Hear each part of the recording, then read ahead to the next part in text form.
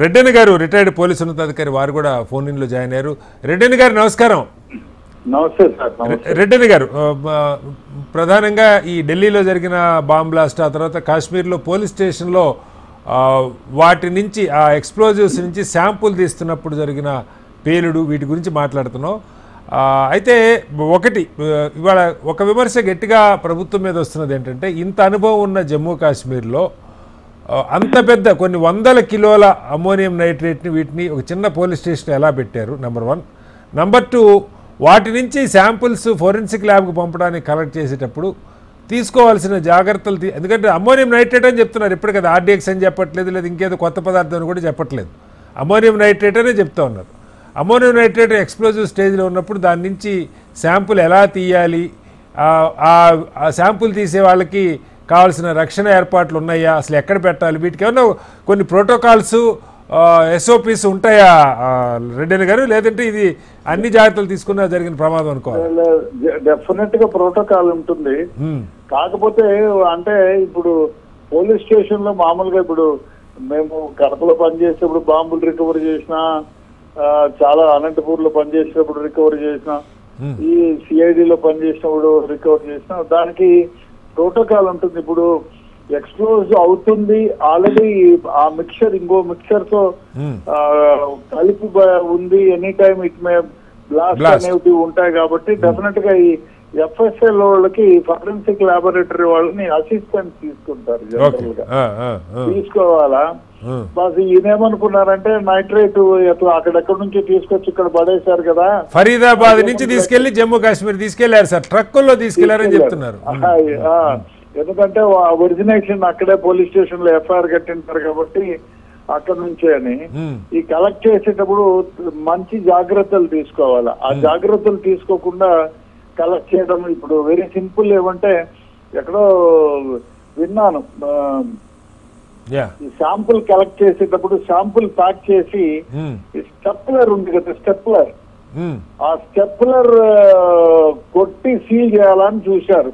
Okay okay. అంటే but ఇక్కడ stapler కొట్టారా లేదా అనేది బయటికి రాలేదు. ఆ ఫ్రిక్షన్ కి హీట్ వల్ల it blasted. Okay okay. So వీళ్ళు అదేం అట్లన్నా జరిగిందా, లేదు అంటే సీల్ వేసేటప్పుడు పక్కన క్యాండిల్ ఉంటుంది, వేడి చేస్తారు. ఆ సీల్ పోలీస్ స్టేషన్ లేక ఎస్హెచ్ఓ సీల్ ఉంటుంది. ఆ సీల్ వేసేటప్పుడు అంటే ఆ హీట్ సబ్స్టెన్స్ దాని మీద పడి, అంటే ఏదైతే శాంపుల్ కలెక్ట్ చేశారో దాని మీద ఈ మామూలుగా లక్క లాంటిది కలిపి సీల్ చేస్తారు. ఆ సీల్ చేసేటప్పుడు అది ఎక్కువ కాలి దాంతో పాటు కాలుతా ఉంటుంది, ఆ లక్క కూడా దాని ఫ్లేమ్స్ వస్తా ఉంటాయి. అట్లా ఏమన్నా లోపల ఉండే సబ్స్టెన్స్ కూడా అంటుకొని ఏముందిలే మామూలు అంటే దాని గురించి తెలియని వాళ్ళు లేదా తొందరపాటుగా పోవా నువ్వు సీల్ చేసుకున్నప్పుడు అంటారు జనరల్ గా చాలా మంది. కాదు సార్ రెడ్డి గారు, మీరు చెప్పినట్టు కడప నాటు బాంబులు మోడల్ వేరు, ఇప్పుడు జమ్మూ కాశ్మీర్లో టెర్రరిస్టులు వాడుతున్న అమ్మోనియం నైట్రేట్ వీటి కథ వేరు. అంటే ఇప్పుడు కూడా ఇంకా మనం మీరు పనిచేసినప్పుడు 30-40 ఏళ్ల క్రితం పద్ధతులే ఫాలో అవుతున్నారు అనుకోవాలా? ఎందుకంటే జమ్మూ కాశ్మీర్ ఎస్పెషల్ ఏదో మారుమూల పల్లెటూరులో పోలీసులు కాదు సార్, జమ్మూ కాశ్మీర్లో అందులో ఇంత సంఘటన జరిగిన తర్వాత దానికి ఎన్ఐఏ ఉంది, ఎన్ఎస్జీ వాళ్ళు ఉన్నారు, ఫోరెన్సిక్ ల్యాబ్ వాళ్ళు ఉంటారు.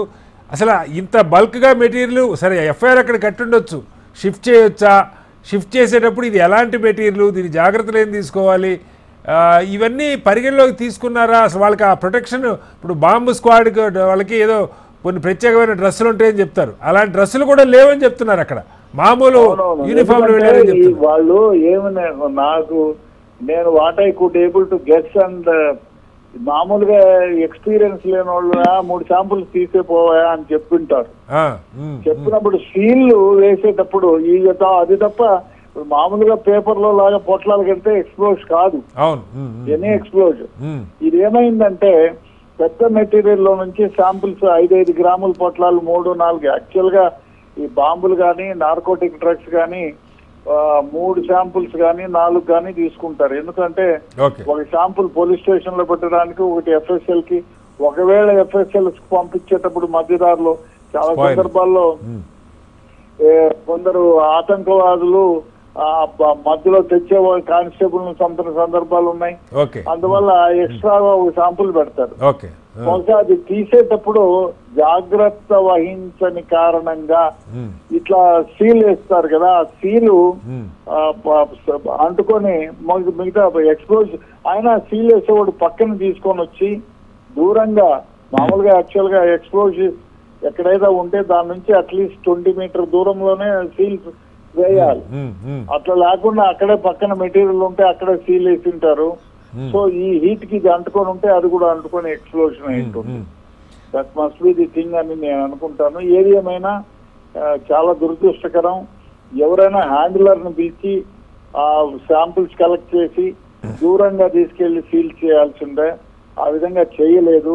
అందువల్ల అందులో చాలా 300 క్వాంటిటీ ఎక్కువ ఉంది సార్, చాలా 100 కిలోల క్వాంటిటీ అది. దానివల్ల ఏమైపోయింది, ఒకేసారి ఎక్స్ప్లోషన్ అయ్యి దాదాపు 8-10 మంది చనిపోవడం జరిగింది.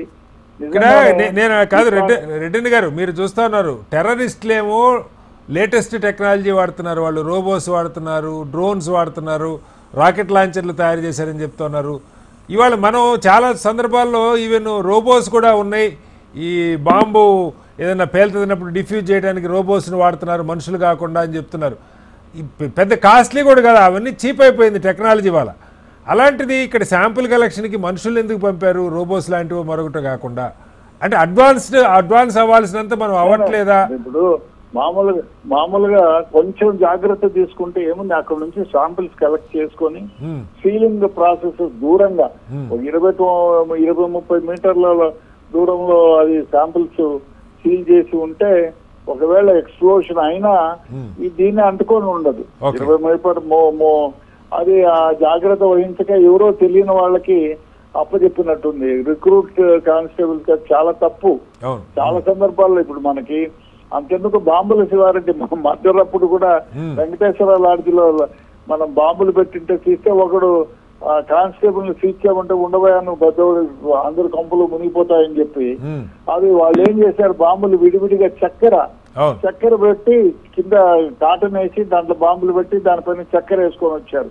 వీళ్ళు తప్పని చేపడితే చెప్పిన చేతులు ఎగిరిపోతారు బాబు, నువ్వు పక్కకి రా అని నెమ్మదిగా దాంట్లో నీళ్లు పోసి చక్కెరలో బాంబుల్ని నెమ్మదిగా డిఫ్యూజ్ చేసినాము. అట్లా వీళ్ళకు ఎవరైనా ఇప్పుడు ఎవరికైనా అంటే నెగ్లిజెన్స్ 100% ఇది షియర్ నెగ్లిజెన్స్ ఆఫ్ పోలీస్.